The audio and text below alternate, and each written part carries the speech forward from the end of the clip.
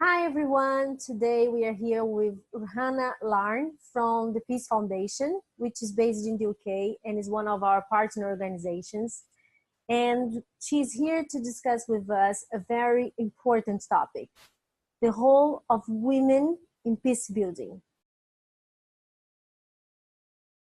I work for the Tim Parry Jonathan Ball Peace Foundation, and we're based in Warrington, a town in the north of the UK, because in 1993, the Irish Republican Army bombed Warrington town centre and two young boys were killed, Tim and Jonathan. And their parents, Colin and Wendy, decided that they needed to do something in order to prevent violent conflict continuing and to try and play their part in creating a more peaceful world. So we run lots of programs with young people, with professionals, with teachers, but my role at the foundation is running the women's programs. And we believe that women have an important role to play in peace building. So for that reason, we have a project called Women for Peace. It normally runs for 10 weeks. So a group of 15 to 20 women will meet for 3 hours once a week. And we have interactive workshops. So we give those women the opportunity to explore ideas through role play, through games, various things. And through those games, we look at issues like identity, we look at conflict, we talk about the conflicts that those women might be finding in their own lives, we talk about extremism, we talk about leadership skills and conflict resolution. And the idea is that those women leave the course feeling much more confident to deal with conflicts in their own lives, whether that's with their children, with their husband, or whether that's on a much larger scale. That those women can hold conversations in productive ways, they can think critically about any propaganda that they're seeing, and just become more active members of their community. Oh, great. And how long have you been coordinating this work? So I've been running the program for just over a year now. But it's been going a few more years at the foundation, I think 4 or 5 years now. And do you know how many women have already participated in this program? We've had a good number because it's been going for so many years. I think we're coming up to about 200 women, which is fantastic. And they are women in cities across the north of England. So we're really kind of building this network of alumni who have these skills and are keen to be active in their communities. Oh, that's amazing. Yeah. And since you started doing this, what are the main challenges of this work? I think it can be challenging whenever we start work with a new group of women. As a facilitator, I don't know their background until we start the work. So to begin with, you're not quite sure where the women are coming from, whether they have experienced a lot of conflict in their personal lives or whether it's not something they've really had to deal with very much. So kind of that forming the group is always certainly an interesting part of the beginning of the project, and really trying to find where everyone fits into that group and hear from people's experiences. I also think that meeting demand is one of our biggest challenges. So we often find that once we've finished a project with a group of women, they all have friends or sisters or daughters who are really keen to do it, and they're all desperate for another course to run. And obviously it comes down to a lot of our own capacity as an organisation, but also to funding and what we're able to do. So I always wish that we were able to do more, just to be able to work with as many women as possible. And in what extent do you think women can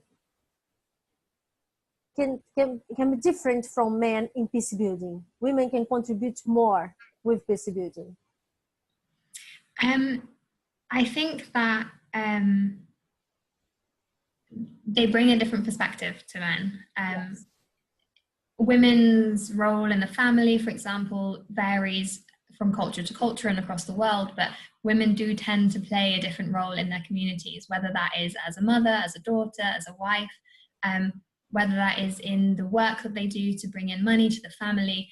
They do play a different role to men, and having that broader perspective on what the issue really is a way to, it then means that the peace process and the conversations around what is needed are focused on more of the broader issues. If you only talk to one side about what the problem is, then you're only going to try and fix that one part of it, but it is about broadening the perspectives, about opening up the conversation, hearing from as many people as possible, and by including women, you're able to have that wider perspective.